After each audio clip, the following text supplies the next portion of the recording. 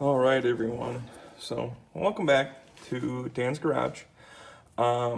This is, I think, my first video.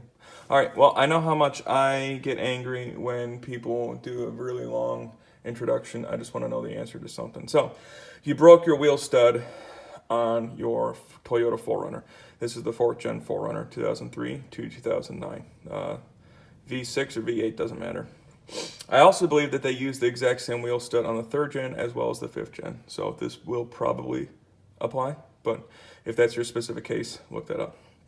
So this is for a 4th gen 4Runner.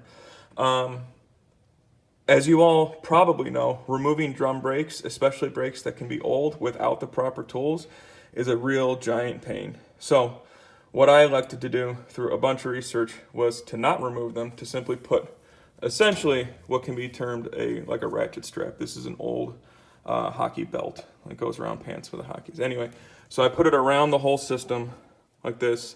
I removed the one spring here that's on the side closest to me. So it's the least amount of work. I removed one spring. It connects here to a hole in here. And then this whole thing doesn't pop open and fly open. It just stays right where it's at. And it gives you just enough room to squeak a new stud. I don't have a really good, I got a headlamp on. Squeak a new stud down into, wow, this is a lot harder than I thought it was gonna be. I like it when I get down into that area right there, right where my finger is. So I'll show you what that looks like. I'll show you what removing the stud looks like. Removing it's pretty simple. If you have air tools, this job is a little bit easier because you can use an air hammer to remove the tools or to remove the stud. If you don't, a simple mini sledge like this will do just fine. So because you're not worried about the stud, you don't really care if you booger up the threads. So make sure you line it up with that hole back in there, which it looks like it is, and then you just hit. I might be able to do it with one hand and record at the same time. You don't really have to do a lot of force, but a decent amount. All right, see? Came out. This will go back in because it is on spring tension. You can pull it right back out and it should stay. Now for this, you're like, well, how the hell am I going to get it out of the back of there?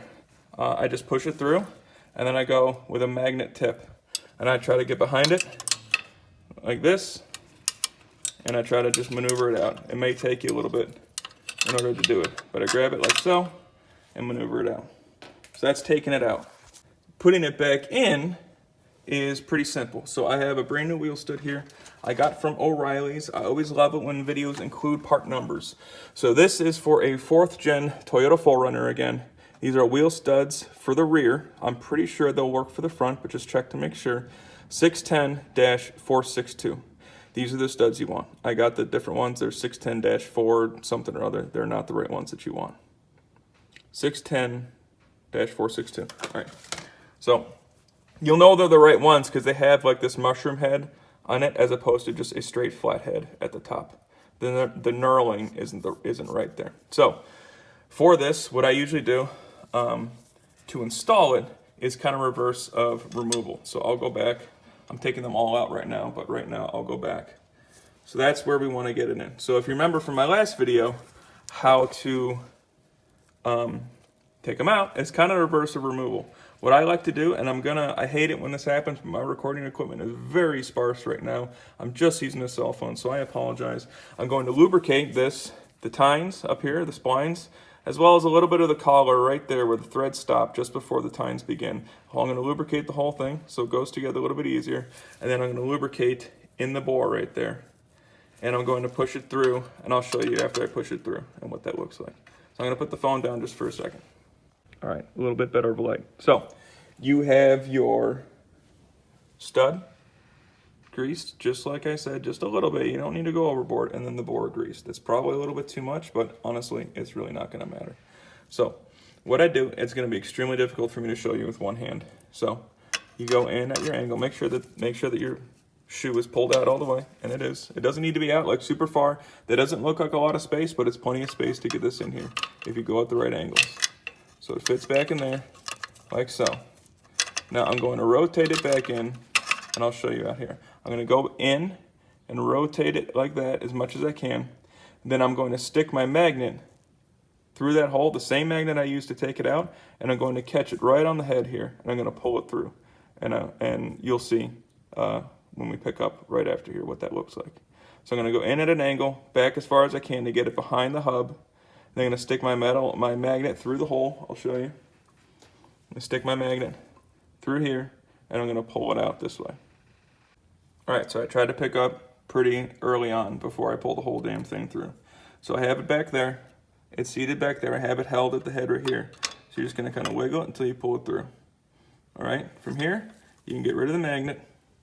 And this is where the loud part happens, and this is where I would highly suggest that you have an impact. You don't have to have an impact, but it certainly helps. You can draw it in with a ratchet. I think it's Carlisle. I think they make a stud tool where you can put on here. It kind of looks like a big thing with like a funnel kind of where your lug nut can go in and draw it through. It was $38. I really don't feel like spending $38 for something that I'm hopefully only going to have to do once. I say that with a giant asterisk over it. So, now what? So, I'm trying to find my washer. Okay, so these, the washers that go on the back of the caliper bracket bolts, these guys right here, they go on these bolts right there that go on your caliper bracket through that hole into your knuckle back here. These washers are absolutely perfect for this. So what I did, I made a couple mistakes the first time. Don't use just a wrench to make up a spacer. I don't have any axle nuts that are small enough either because they have to fit in between this little space too. So what I've adopted, and I've done this for 7 or 8 different wheel studs now, I take a wrench that's just big enough to fit on there. I'm using a 9/16, so you can use whatever size is good enough to fit in there. Then I put that washer from the caliper bracket bolt over there. Then I take a lug nut, and what I'm going to do is thread it on there initially. So the camera's going to be a little bit shaky, but I'm going to try to show you as much as I can. I'm going to try to hold the stud, because you can push it right back out through the hub right now. All right, now I'm going to twist it on. All right, that's going to stop. Make sure your washers are centered up. This doesn't matter, that's part of the lug nut. Make sure it's just kind of centered up so you're not boogering up the threads. All right, now from what I found, it's really difficult to try to see if these little knurls are exactly matched up with those. It's really hard to get those exactly matched up. But once you start drawing it in, it'll find its hole, it'll find its path that it wants to take. Once you start drawing it in, you'll see it do like a little turn one way or another, and that's normal. All right. I'm trying to find if I messed one up. This one, the one that I just did actually looks really good. That's what it looks like towards the end, but I'll show you here. So I have it set. I'm using a Milwaukee 3/8 stubby impact with a M12 6 amp hour battery. I believe that's what it is. Anyway, it's an M12 tool. Really love it. It's tiny, it's small, but it's super powerful. So get it on there. And what you would kind of probably want to do the first couple times until you get used to it is just check and see. And I'll try to get a good shot. You'll see it's going to be super loud, but you'll see, I don't even know if I can get a good shot. There it is. You'll see that move towards the hub. It'll move towards this way. So it's going to get a little out here, but you'll see it, okay?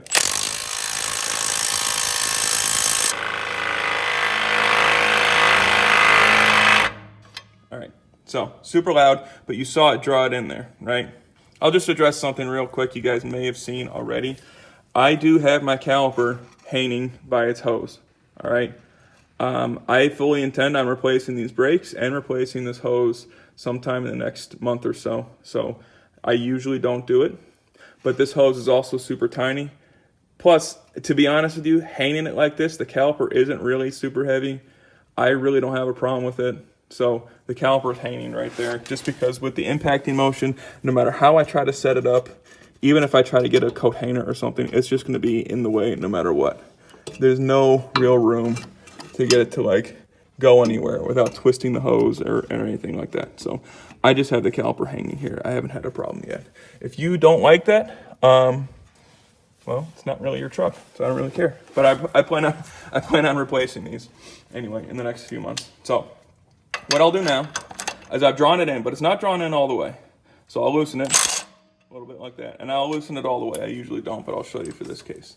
So you'll see the example here, one that I have drawn all the way in versus one that I haven't. You see that the amount of collar here that is protruding out is different than that one. That one's just barely starting to poke through. And I personally just like to finish these off manually with a ratchet, simply because I don't really feel like stripping these out again. This little impact does have the capability to do that. So I'm perfectly fine with finishing off by hand. It usually takes like 1.5 rotations. So I'll come back, I'll show you my setup for that. All right, this is the setup. So because I have both wheels off the ground, this whole axle can rotate. I can turn it this way, I can turn it back the other way. So unless you want to get up and lower your jack down and let the other wheel sit on the ground each and every single time you try to draw one of these in, I highly suggest that you just get some sort of pipe. I'm using my breaker bar to get in between two studs right here. You're not going to mess up the threads with this. So then I hold the hub fast with this, and I tighten. I simply tighten with the ratchet until it bottoms out. You will feel it bottom out. It's going to be a little difficult to turn, even with this pretty long 1/2-inch ratchet. It's going to be a little difficult to turn, but you'll feel it bottom out. You'll definitely feel it not wanting to go anymore, and that's when you stop. And I'll show you the difference between how much it sticks out, like I showed you there, versus how much it's sticking out right now. I'll be back. Bottom it out. You'll see what it looks like here. Once you're done, I'm going to put this down just for a 1/2 second. All right. I'm going to loosen this now. Comes off. All right. Now, the reason why I do it this way is because getting this, if you have this on the inside, you put 2 of them on the inside, this there's a lot of force on this hub when you're drawing this stud in, and this washer can actually get stuck to the hub, and I've had it happen to me a few times. So wrench and washer all day long. So as you can see now, let me wipe it off a little bit so you can see a little bit better. So it is drawn in all the way, and you'll see that there's a little bit of scarring right on the little. That's normal. That's just the process. Honestly, that's just the process of doing it without taking the whole hub off. And I'll be honest with you, I've owned 2 of these trucks now. I've turned a lot of bolts on this thing between this guy and my other one. Not because it needed it, but because I wanted to, mostly. This time, it needed it. So I don't even know how this rear hub comes off. I'm pretty sure it's a bolt-on unit. I've replaced the 2 front bearings. I'm pretty sure that it's a bolted-on unit, but it's behind all this crap, and I don't feel like taking all that apart for these studs. This is the simplest, easiest method to replace wheel studs for the 4th Gen 4Runner. All right, so just keep doing that all the way around, and I'll show you how to put the drum brake back together when I get to that point. I'm going to keep going around. All right, I'm back. So I got all my studs replaced. Putting back this drum brake is super simple. I only took out 1 spring. All right, so the one with the giant hook on it, like this, hooks on there. This little part fits in to that hole right there. So get up in there as best you can. You may have to move the pad out like I just had to, but it hooks up in there. All right, see? Hooked up in there. All right. So it's seated now in there. So all I'm going to do is I'm going to grab way back here with a tiny little needle nose set of vice grips. So I don't have to like hold as tight as I can. I'm going to crimp this part right there really good with needle nose vice grips. And then I'm going to pull it until it's on its little seat right there. And I'll show you this if I can. I can't do it one-handed. It's a lot of spring tension, but I'll be back. If you run into this situation, but that spring isn't seated, it's a ton of spring tension, all you're gonna do is either take a small flathead, or it's just gonna seat itself right there. Take a small flathead or a punch and just take a hammer and just lightly tap it so it seats in place. I'm still gonna hit it real quick just to make sure that it's seated. It's seated, take my vice grips off. Now we're all back connected. Remove the little belt I had around it. Now what I'm gonna do, I got everything all installed. I'm gonna clean up the parking brakes. I'm going to adjust them real quick. If you look at my rotors, they're pretty awful. Like I said, I'm gonna be doing new brakes here in the next few months or so, because it definitely needs it. So having said that, I'm going to spray the crap out of it with some brake cleaner, sand the shoes just a smidge, adjust the brake. Here's a quick little thing. So it's hard as hell to figure out which way to turn this sucker when you have a tiny little hole to look through when your brake is still applied, or when your rotor is still on. So turning it, at least it was like this on the other side. I'll make sure. Turning it away from you loosens it completely. So zero tension on it. All right, so that's zero tension. All right, I can't turn it that way anymore. Pulling it towards you. So if you have a screwdriver in this hypothetical situation, and you're looking through your hole, pushing it up with the flathead is going to expand the pads out. You're going to expand them out. Pushing it down away from you is going to cause them to go in. So I always start all the way in, right? And then my rotor will go on just fine, and then I'll go out by like 3 or 4, put it on, and then I'll just dial it in to where it's just barely touching. And then once it's just barely touching, I'll put I'll keep the rotor on, but first I'm going to clean up the shoe area with some brake clean and wipe it down real good. And I'll be back for servicing the brakes and how to do that real quick, because that's a pretty simple process, but really helpful in maintaining brake longevity. So I'll be back. So a lot of times what'll happen with drum brakes, especially like parking brakes, because sometimes it's easy to forget that they're on, you'll run with them, and what'll happen is over time, because the shoes expand inside of the hub here, inside of your rotor. So this is your normal, obvious disc brake where the pads clamp onto, but inside here is a drum brake, essentially, for your parking brake. So what happens is you can build up a rust ring, like you could see right there. And if that gets super thick and ends up building up pretty high like that, it'll make it damn near impossible to get your rotor off, even when you have put the shoes, adjusted them all the way in. So that's why it's a good idea to take your rotors off and to service your brakes at somewhat regular intervals, maybe once a year. Take everything apart, clean everything, lubricate everything, and if you have to, wire wheel it and go from there. So that's what I'm going to do. I'm going to clean up the inside. I'm going to clean up the inside of the hub face here, where it faces right on the hub. I'm going to clean up on there, and then I'll be back. What I'm going to use for it is, I wish I had an angle die grinder from Milwaukee. That's my next tool, but just a simple brush on a drill and go around and smooth it out. It does not have to be perfect. This rotor already looks like crap, let's be honest. It's never going to be perfect, and I'm going to change it out in the next few months. So I'm going to clean it up real good, and I'll show you the next procedure. I personally like to wear an N95 for cleaning this stuff out, just because you don't want to be breathing in this dust and all that kind of stuff. So especially now, everybody has masks. Try to get an N95 before you clean this stuff out, or be in someplace that's pretty well ventilated. All right, so when cleaning out these brakes, you'll notice that these pads have these little channels there. That's so that the brake dust, when it builds up during braking, can fall down and get out of the way and not build up. All right, that's sort of the premise behind the drilled and slotted rotors that you'll see on some higher end vehicles, or if you feel like buying them for yourself. So when I service brakes, I like to clean that groove out, because if it's full like this one, it's not really doing anything. I like to take the wire wheel to the surface that contacts the metal shim so it can slide in and out easier. I like the grease where the caliper comes in contact. This is the outer pad. This is the inner pad. You'll notice, obviously, because it has a ring where the piston hits, but it also has a wear indicator on here as well. Now, what you can sometimes notice, you might be able to see on there, is uneven pad wear. With this, usually uneven pad wear is attributable, and you can even see it on here, is attributable to a caliper slide pin. Excuse me while I grab one. Caliper slide pin that isn't lubed enough or is seized, and it's not allowing the pad to return, so it constantly drags. With the rear, there is no hardware to ensure that the pads go back a little bit. There's no spring to keep them from going back. These are the original Toyota pads, and I have 140,000 miles on here.